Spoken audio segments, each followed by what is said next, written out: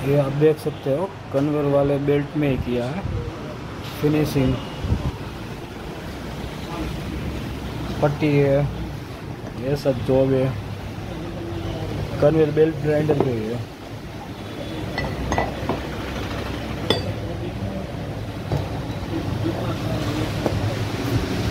ये 1 mm का है, इस पर भी किया है।